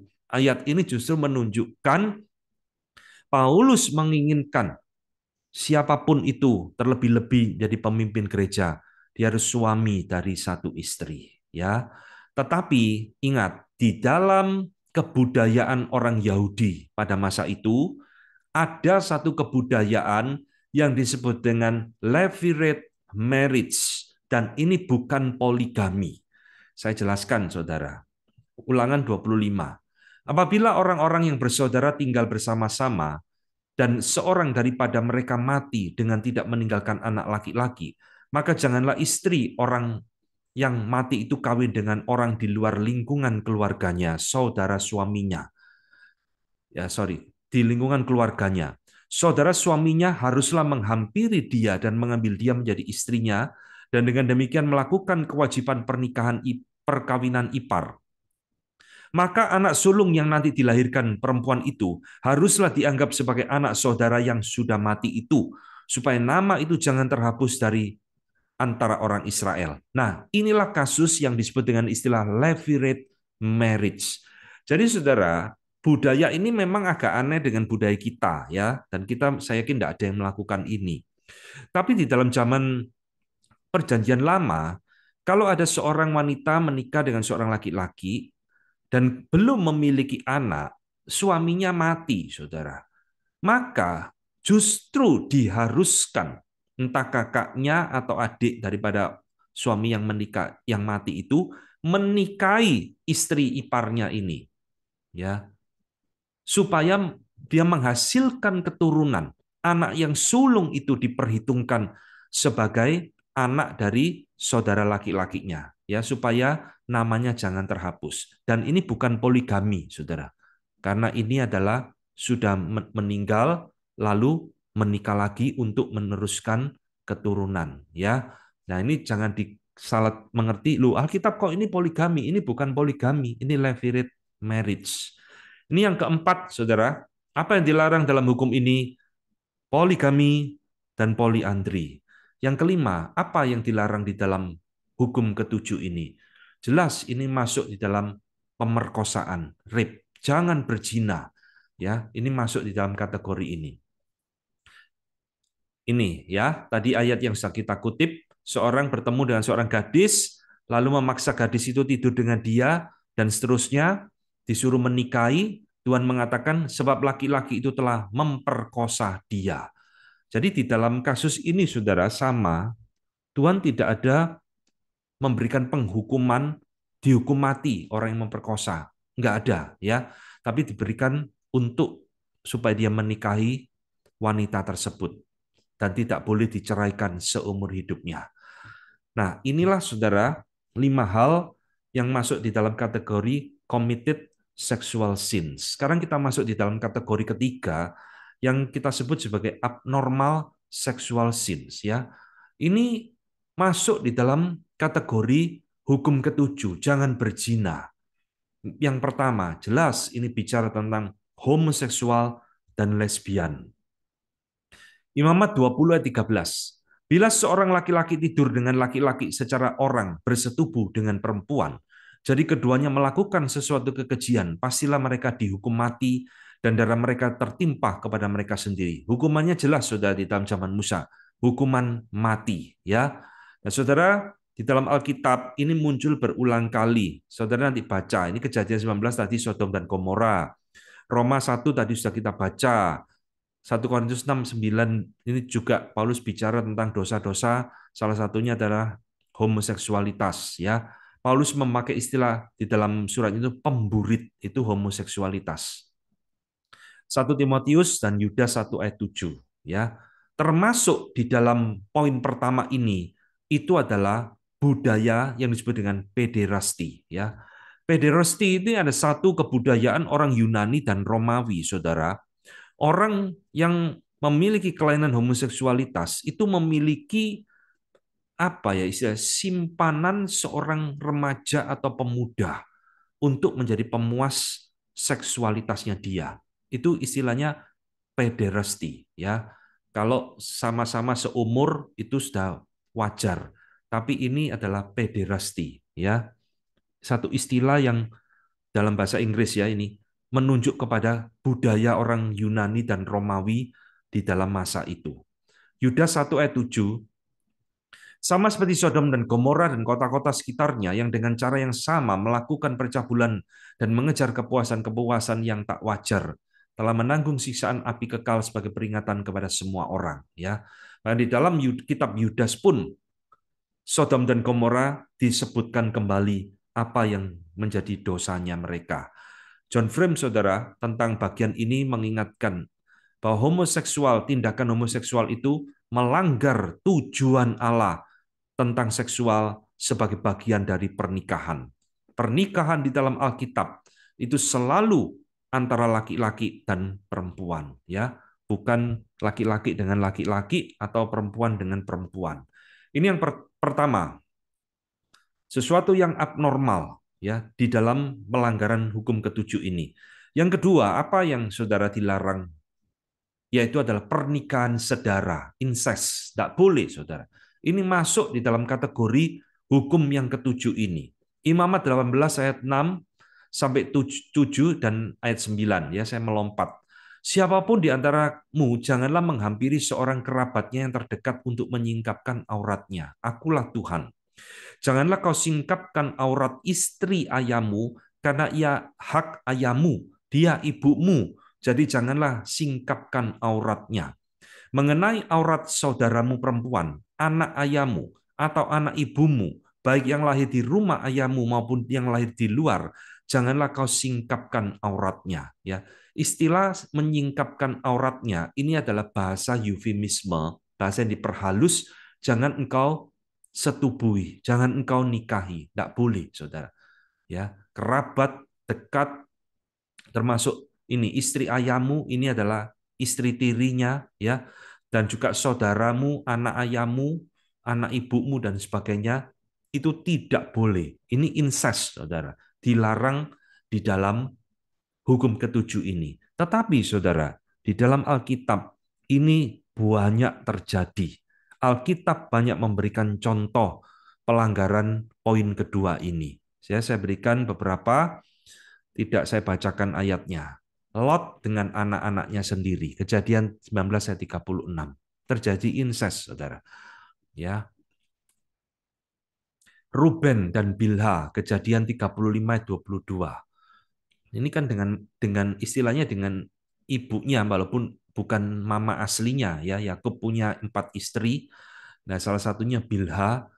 Ini Ruben ini anak dari Lea ya kalau tidak salah. Lalu dia bersetubuh dengan Bilha, mama tirinya, istrinya Yakub sendiri. Gila, Saudara. Yehuda dan Tamar, mertua dengan menantu. Kejadian 38 ayat 18. Amnon dan Tamar, saudara dan saudari tiri ya. Amnon memperkosa Tamar. Absalom pernah menyetubuhi gundik-gundiknya Daud. Ini ayatnya. Herodes dan Herodias ya, incest. Matius 14 ayat 4. Dan di dalam 1 Korintus 5 yang tadi kita baca tidak disebutkan anak tidur dengan ibu tirinya sendiri. Alkitab itu memberikan banyak contoh pelanggaran di dalam kasus ini. Yang ketiga, apa yang dilarang di dalam hukum ini? Ya, kategori abnormal sexuality, yaitu ada persetubuhan dengan binatang. Bestiality, istilah di dalam bahasa Inggrisnya. Saudara mungkin heran, mana ada di dalam Alkitab ini? Ada, Saudara. Keluaran 22 ayat 19. Siapapun yang tidur dengan seekor binatang, pastilah ia dihukum mati. Ya. Imamat 18:23. Janganlah engkau berkelamin dengan binatang apapun, sehingga engkau menjadi najis dengan binatang itu. Seorang perempuan janganlah berdiri di depan seekor binatang untuk berkelamin, karena itu suatu perbuatan keji. Imamat 20 ayat 15. Bila seorang laki-laki berkelamin dengan seorang binatang, pastilah ia dihukum mati, dan binatang itu pun harus kamu bunuh juga. Baik orangnya maupun binatangnya harus dihukum mati. Ya, bestiality. Keempat, apa yang dilarang di dalam hukum ketujuh ini? Pedofilia, Saudara. Persetubuhan dengan anak-anak. Ya, termasuk tadi itu pederasti itu kadang-kadang dikategorikan sebagai pedofilia. Imamat 18 ayat 20 mengenai aurat anak perempuan dari anakmu laki-laki atau anakmu perempuan, janganlah kau singkapkan auratnya, karena dengan begitu engkau menodai keturunanmu. Saudara nangkep enggak ayat ini? Aurat anak perempuan dari anakmu laki-laki atau anakmu perempuan, ini berarti cucumu sendiri. Ya, ada orang yang menyetubuhi cucunya sendiri. Ini pedofilia, Saudara. Ini kekejian di mata Tuhan. Ya, walaupun tidak ada eksplisit dihukum mati, tapi ini satu kejijikan di mata Tuhan. Ya, kelima, ini transgender. Isu transgender LBGT bukan hanya muncul di abad ke-20, di zaman Perjanjian Lama sudah ada. Ulangan 22 ayat 5. Seorang perempuan janganlah memakai pakaian laki-laki, dan seorang laki-laki janganlah mengenakan pakaian perempuan. Sebab setiap orang yang melakukan hal itu adalah kekejian bagi Tuhan Allahmu. Ya, tak boleh, Saudara, berganti gender. Ini sesuatu hal yang Tuhan benci. Nah, sekarang saya akan gali sedikit ya. Banyak orang berpikir, wah ini karena sudah kadung dari lahir, ini sudah bawaan dari lahir, terjebak ke dalam tubuh laki-laki, terjebak ke dalam tubuh perempuan. Maka dia berganti kelamin dan sebagainya. Saudara, ada satu artikel yang saya baca ya, saya bagikan di sini. Ditulis oleh Paul McHugh dan Lawrence Mayer ya. Dia mengatakan hipotesa bahwa identitas gender itu sesuatu yang melekat, innate ya, bawaan, fixed property ya, satu properti yang sudah menetap dari human beings, dari diri manusia yang independen, terlepas dari biological sex atau jenis kelaminnya dia. Bahwa seseorang itu mungkin saja laki-laki terjebak di dalam tubuh wanita, atau seorang wanita terjebak di dalam tubuh laki-laki. Menurut mereka, tidak didukung oleh scientific evidence, tidak didukung oleh bukti sains. Tidak ada, saudara itu. Ini Bukunya atau artikelnya ini nanti saudara lihat sendiri ya, baca sendiri lengkapnya. Jadi Paul McHugh dan Lawrence Mayer ini menolak teori. Ya, aku terjebak ya, lahir sudah kayak begini. Tidak, saudara. Ya, ini satu satu dosa pelanggaran terhadap ciptaan Tuhan. Ya, Jason DeRossi juga mengatakan, apa yang membuat transgender itu sesuatu yang menjijikkan di mata Tuhan?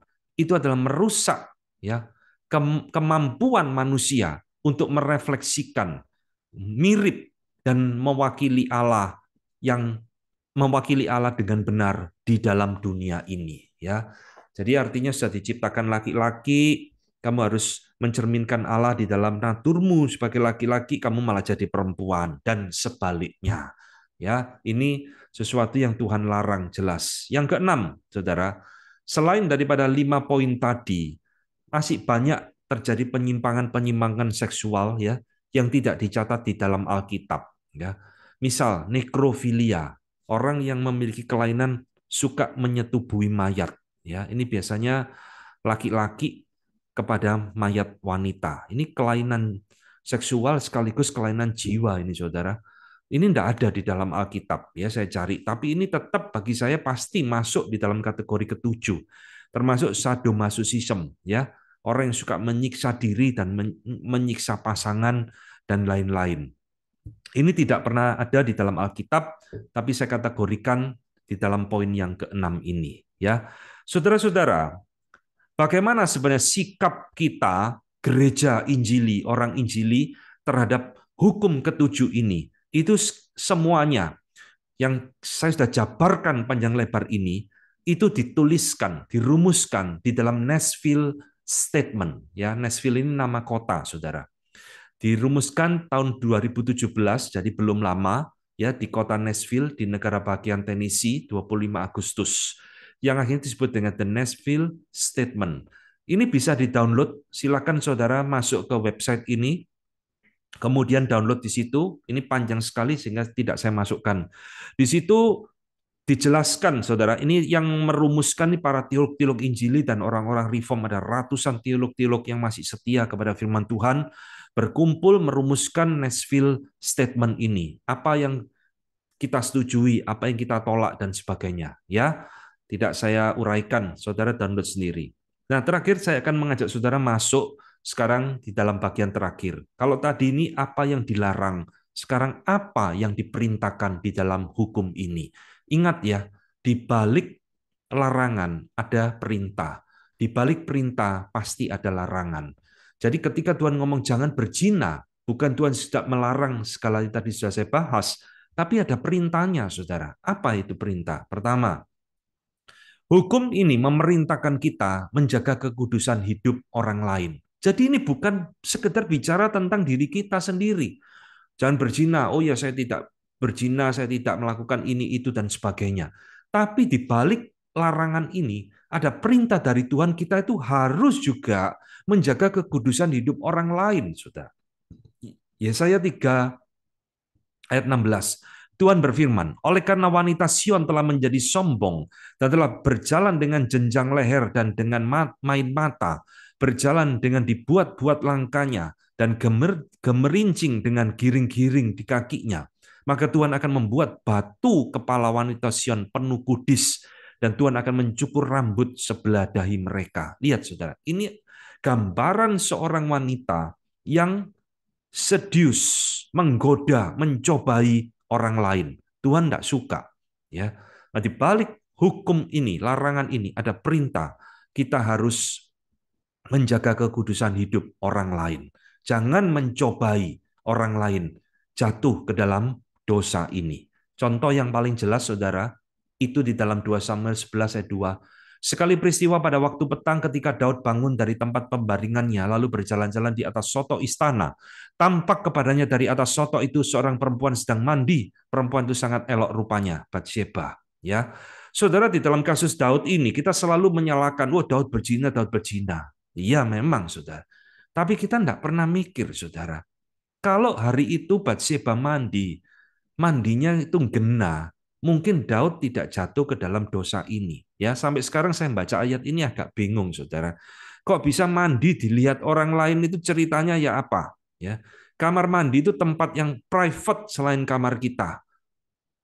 Karena kita telanjang pada waktu mandi. Kok bisa terbuka sampai terlihat orang itu saya tidak ngerti. Tapi itulah yang terjadi dan itu yang membawa Daud jatuh ke dalam pencobaan gara-gara Batsheba. Jadi Batsheba ini menurut saya ada sahamnya juga ya. Contoh lain, kejadian 38 yang tadi saya singgung. Kasus incest Tamar ya, menantu dari Yehuda.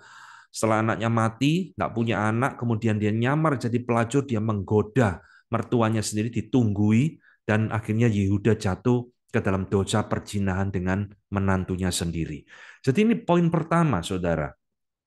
Tuhan menuntut kita, kita itu juga menjaga orang lain jangan jatuh ke dalam dosa ini. Dan contoh lain yang tidak terkenal dengan kasus Daud adalah kasusnya Yusuf. Selang beberapa waktu istri tuannya memandang Yusuf dengan birahi, lalu katanya, marilah tidur dengan aku. Istri Potifar mencobai Yusuf. Ya, nah saudara-saudara, inilah yang juga menjadi dugaan banyak orang terhadap kasus besar yang barusan terjadi di negara kita. Mencobai orang lain untuk jatuh di dalam dosa ini. 1 Petrus 3, satu peringatan bagi kita ya, khususnya kaum wanita.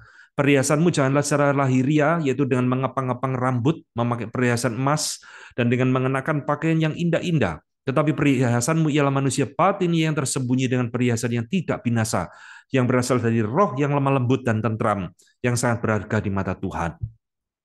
Jadi jangan menggoda, jangan mencobai lawan jenis dengan segala perhiasan dan pakaian dan semua. Itu sudah tuliskan di dalam Alkitab. Kedua, apa yang Tuhan perintahkan di dalam hukum ini, saudara? Selain jangan mencobai orang lain, perintah hukum ini memerintahkan kita akan memelihara kehidupan pernikahan yang sehat, baik di dalam hal rohani, emosi, dan jasmani, tentunya di dalam masalah seksual. Philip Graham Ryken, untuk menjadikan hal ini, maksudnya hukum ketujuh ini lebih positif, ya, maka hukum ketujuh ini menuntut suami dan istri untuk memelihara cinta mereka satu dengan yang lain secara emotionally, ya, secara emosi, secara rohani, dan termasuk dalam secara seksuali. Ini saudara, ya. Jadi harus kita memelihara kehidupan pernikahan yang baik supaya tidak ada pencobaan untuk jatuh ke dalam dosa ini. Paulus mengingatkan, tetapi mengingat bahaya percabulan, baiklah setiap laki-laki mempunyai istrinya sendiri, dan setiap perempuan mempunyai suaminya sendiri. Hendaklah suami memenuhi kewajibannya terhadap istrinya, demikian pula istri terhadap suaminya. Ini yang Tuhan perintahkan, saudara. Ya, memelihara kehidupan pernikahan yang sehat dan baik. Ketiga, Tuhan memerintahkan di dalam hukum ketujuh ini supaya kita menjaga pikiran kita, panca indera kita terhadap sumber-sumber pencobaan. Ayub mengatakan kalimat yang terkenal sekali. Aku telah menetapkan syarat bagi mataku, masakan aku memperhatikan anak darah. Ya, Efesus 4 ayat 29, jangan ada perkataan kotor keluar dari mulutmu, tetapi pakailah perkataan yang baik untuk membangun di mana perlu, supaya mereka mendengarnya beroleh kasih karunia. Ya, jadi jangan pakai mulut untuk berkata-kata yang perkataan kotor. Perkataan kotor di sini nih bukan sekedar meso-meso, saudara, tapi juga perkataan-perkataan yang berbau seksual dan sebagainya. Ya, Amsal 7 ayat 25, jagalah hatimu, janganlah hatimu membelok ke jalan-jalan perempuan itu, dan janganlah menyesatkan dirimu di jalan-jalannya. Ya, ini peringatan kepada kita supaya menjaga diri kita. Keempat, apa yang diperintahkan di dalam hukum ketujuh ini? Perhatikan dengan siapa kita bergaul, saudara. Thomas Watson ya mengatakan satu kalimat yang baik sekali. Ada tiga hal yang membawa manusia jatuh ke dalam perzinahan. Pertama, inclination of the heart, kecenderungan hatinya. Memang orang seperti ini ya. Kedua, ini persuasion of evil company, bujukan dari teman-temannya yang jahat, yang karena salah pergaulan dan sebagainya. Ya, yang ketiga dia katakan embraces of the harlot, ya, mengambil pelacur dan sebagainya. Dan inilah tiga alasan dan inilah tiga hal yang tidak gampang untuk diputus. Ya, persuasion of evil company, bujukan daripada persahabatan atau kawan yang jahat. Paulus pernah mengingatkan ini, saudara. Janganlah kamu sesat, pergaulan yang buruk merusak kebiasaan yang baik.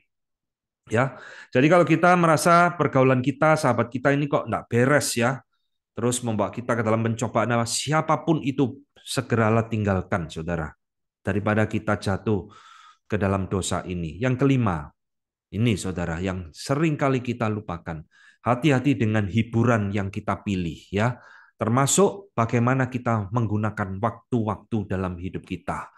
Saudara, Thomas Boston mengatakan, orang-orang Puritan semuanya itu memberikan komentar yang sama.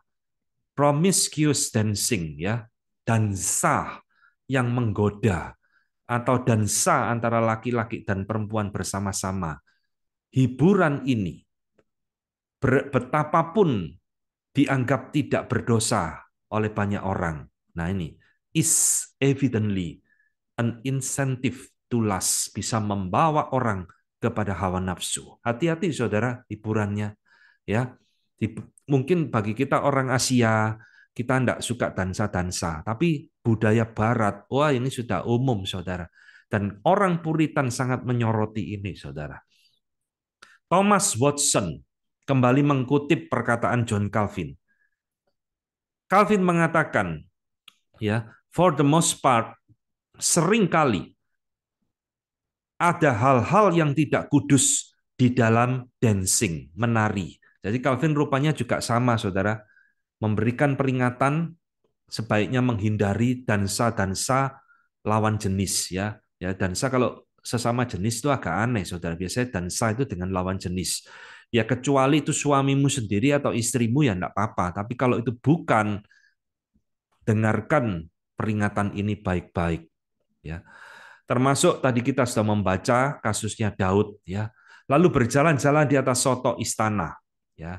Jadi saudara, kasus Daud ini bisa disoroti dari berbagai aspek. Bagaimana Daud ketika tidak berperang, sudah berdamai, ya, tidak ada peperangan, dia sudah santai, justru dia akhirnya jatuh ke dalam pencobaan ini.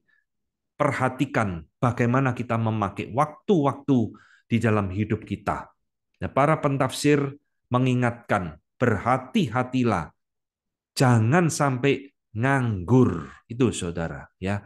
Nganggur, ing bodaulau, pikirannya itu melayang kemana-mana, akhirnya bisa jatuh seperti Daud di dalam kasusnya ini. Keenam, apa yang diperintahkan di dalam hukum ini?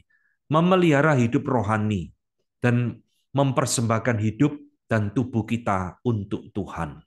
Roma 12, karena itu saudara-saudara, demi kemurahan Allah aku menasihatkan kamu, supaya kamu mempersembahkan tubuhmu sebagai persembahan yang hidup, yang kudus, dan yang berkenan kepada Allah. Itu adalah ibadah yang sejati. Ya, selalu ingat mempersembahkan tubuh kita untuk Tuhan. Firman-Mu itu pelita bagi kakiku dan terang bagi jalanku. Mazmur 119 ayat yang terkenal sekali, ya. Dan Agustinus pernah mengatakan, saudara, let the scripture be my pure pleasure. Biarlah Alkitab atau kitab suci itu menjadi kenikmatan kesukaanku yang murni, ya. Jadi saudara-saudara, isi hidup kita dengan hal-hal rohani, memelihara relasi dengan Tuhan, dan mempersembahkan hidup, waktu kita, tubuh kita untuk Tuhan. Thomas Boston, ya, kemarin kembali saya kutipkan, persembahkanlah jiwa dan tubuhmu bagi Yesus Kristus dan belajarlah hidup dengan iman, ya. Sadarilah sendiri kelemahanmu dan bersandarlah kepada janjinya yang kuat, ya. Sebab tanpa Dia engkau tidak bisa menahan dosa ataupun pencobaan untuk berdosa. Nah, ini saudara, kita harus selalu bergantung kepada Tuhan. Thomas Watson mengatakan yang sama. Berdoa itu adalah benteng, tameng yang terbaik, ya. Itu memadamkan api nafsu, ya. Wildfire of lust, memadamkan api nafsu, ya. Thomas Watson mengingatkan seperti itu. Dan terakhir, saudara, poin kita pembicaraan hari ini, apakah dosa ini dosa yang tidak terampuni? Kalau kita pernah jatuh ke dalam dosa-dosa seperti ini, masih adakah pengampunan bagi kita? Ini yang seringkali ditanyakan, ya. Saudara, Alkitab berulang kali ya menunjukkan salah satu contoh kasus Tuhan Yesus ketika diminta untuk merajam batu. Menurut hukum Taurat Musa, orang perempuan berzina ini harus dihukum mati, ya. Lalu Tuhan Yesus kan berkata, siapakah di antara kamu yang tidak pernah berdosa, silakan lempar dulu, ya. Saudara, Tuhan Yesus mengampuni. Pulanglah, aku tidak menghukum kamu. Jangan berbuat dosa lagi. Tuhan Yesus mengampuni, saudara. Dan inilah sikap daripada para teolog-teolog Injili dan Reform, ya, bahwa perzinahan dan segala aspek tadi yang saya bahas, ini bukan dosa yang tidak terampuni. Ini dosa yang terampuni. Martin Lloyd-Jones mengakhiri pembicaraan kita, dia mengatakan bahkan perzinahan itu bukan dosa yang tidak terampuni. Itu dosa yang luar biasa, ya. Tapi Tuhan melarang bahwa ada orang yang merasa bahwa dia berdosa pada dirinya sendiri, ya, di luar kasih Allah atau di luar dari kerajaannya hanya karena dosa perzinahan ini. Tidak. Jika engkau sungguh-sungguh bertobat dan menyadari kesalahanmu, dosamu, dan kau membawa dirimu kepada kasih Allah dan belas kasihan dan anugerah Tuhan, engkau dapat diampuni. Dan aku yakin engkau akan diampuni. Ya, ini satu kalimat penghiburan dari Martin Lloyd-Jones. Jadi saudara, inilah pembahasan kita tentang hukum yang ketujuh ini. Saya berhenti sampai di sini.